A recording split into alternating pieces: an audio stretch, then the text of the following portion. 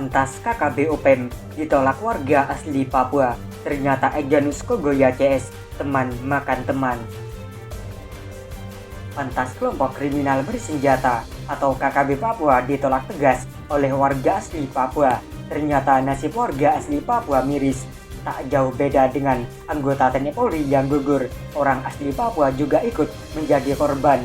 Baik peribahasa teman makan teman, KKB Papua ternyata membunuh orang asli Papua. Penolakan tersebut diungkapkan oleh beberapa organisasi pemuda dan masyarakat yang tergabung dalam komponen masyarakat Papua KMP di kota Jayapura. KMP menyatakan menolak tegas kehadiran organisasi Papua Merdeka UPEM yang dianggap sebagai KKB Papua dinilai telah meresahkan warga di Papua.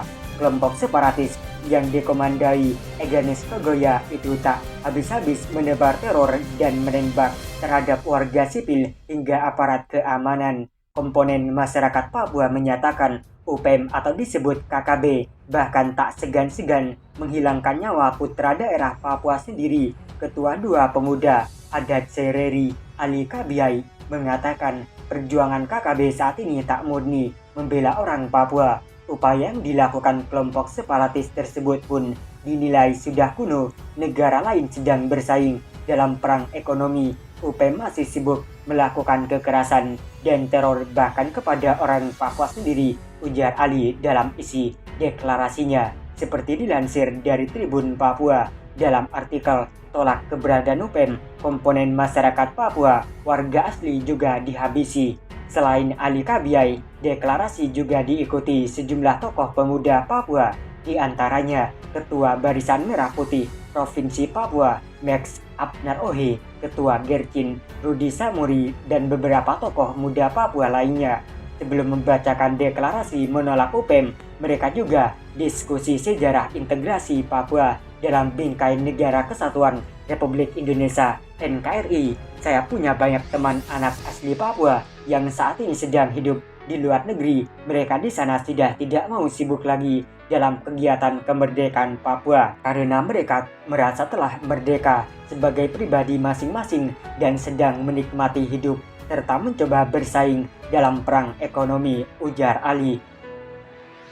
Berikut 4 poin pernyataan sikap penolak UPEM di tanah Papua. Kami masyarakat asli Papua dari berbagai komponen masyarakat yaitu komponen adat dan pemuda dengan ini menyatakan 1.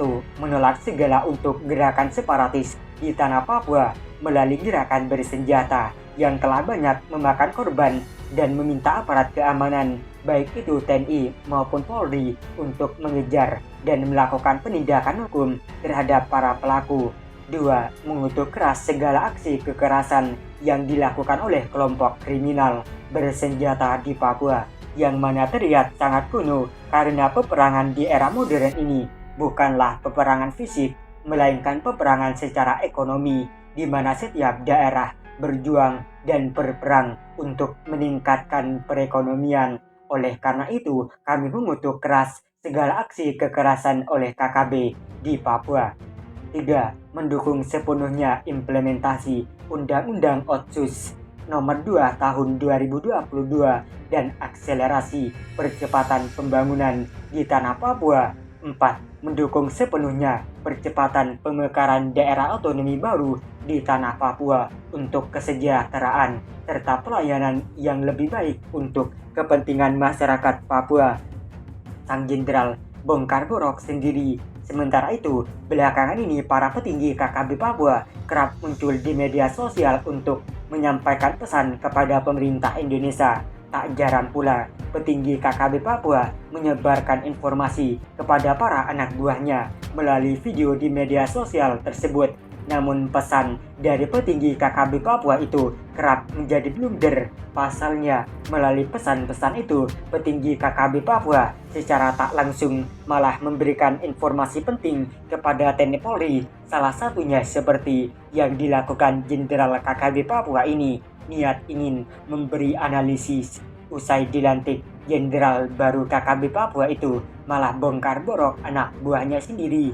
Semua bermula ketika KKB Papua bergerak cepat mengganti Alex Suyaweri Yesi Makabori Jenderal Bintang 3 KKB Papua itu sudah insaf dan telah kembali ke pangkuan NKRI. Petinggi TPNPB OPM langsung mengangkat Okto Jemi Magai menjadi Kepala Staf Angkatan Darat KSAD. Video pelantikan Okto Jemi Magai baru-baru ini viral di media sosial. Pelantikan disaksikan pejabat TPNPB OPM dan Panglima Perang KKB Papua. Okto Jemi Magai mengenakan pakaian seragam TPNPB OPM berwarna hijau-hijau. Dia dilantik oleh Panglima tertinggi TPNPB OPM Daimanus Magayogi. Tak disebutkan lokasi pelantikan, namun diduga di Dokoge Paniai. Saat pelantikan berlangsung, seluruh anggota KKB Papua berbaris rapi lengkap dengan senjata api di pundak. Pada kesempatan itu, Panglima tertinggi TPNPB OPM Daimanus Magayogi berikrar terus berperang hingga Papua merdeka. Usai dilantik, KSAD Okto Jemi Magai menyampaikan hasil analisanya. Menurut TPNPB OPM yang tersebar di semua daerah Papua masih memperlihatkan banyak kelemahan. Kekuatan KKB Papua di daerah masih perlu dibenahi karena sampai saat ini pertahanan KKB terlalu mudah untuk dibobol, ujarnya. Okto Jemi Magai mengatakan pertahanan di setiap kodam banyak kelemahan sehingga KKB Papua mudah dilumpuhkan. Satu hal yang harus dibenahi adalah koordinasi. Koordinasi antara kodam harus terus dilakukan agar berdampak baik terhadap perjuangan. Okto Jemi Magai juga berikrar untuk terus berjuang hingga Papua merdeka. Atas nama Tuhan, atas nama tulang belulang, atas nama Papua, perjuangan terus harus dilakukan. Kita harus perang melawan TNI Polri.